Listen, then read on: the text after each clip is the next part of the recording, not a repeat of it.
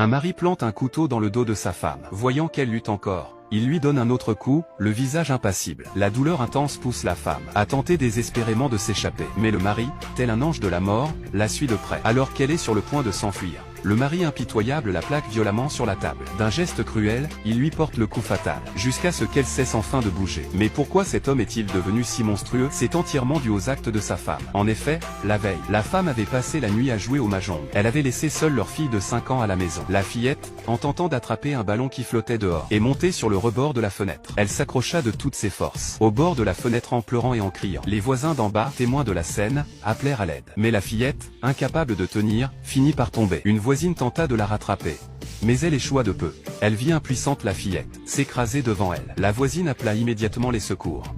Mais lorsque les secours sont arrivés, ils ont immédiatement déclaré que la fillette devait être emmenée à l'hôpital dans les 30 minutes. Sinon elle ne survivrait pas. Tout le monde, paniqué, a rapidement porté la fillette dans l'ambulance. Mais à peine arrivée à la sortie du quartier, la mère de la fillette a déboulé à contresens dans sa voiture de sport. À ce moment-là, à cause de ses talons hauts, elle n'a pas pu freiner.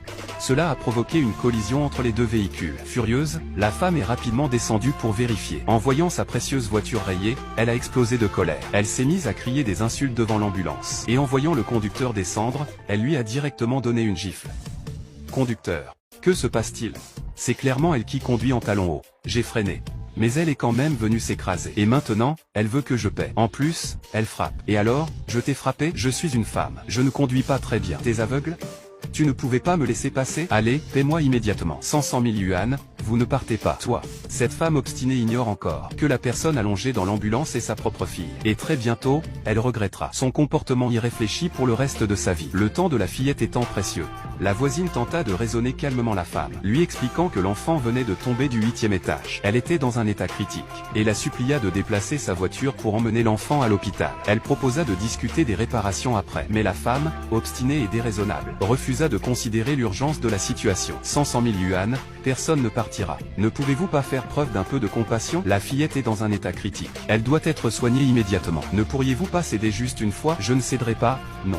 Sa vie ou sa mort n'a rien à voir avec moi. Je vous le dis, payez immédiatement. Sinon, j'appelle la police. Appelle la police? C'est toi qui es venu me percuter. Très bien. Mets-toi à ma place. Et si l'enfant dans la voiture était le tien? Mais avant même qu'elle ne termine sa phrase, la femme lui donne une gifle magistrale, lui reprochant d'avoir osé maudire son propre enfant. Je te le dis clairement, je ne bougerai pas. Même si le roi du ciel vient aujourd'hui, je ne céderai pas. Et ma fille est sage comme tout. Contrairement à ta fille, si malchanceuse. Ta fille est morte, et elle l'a bien mérité.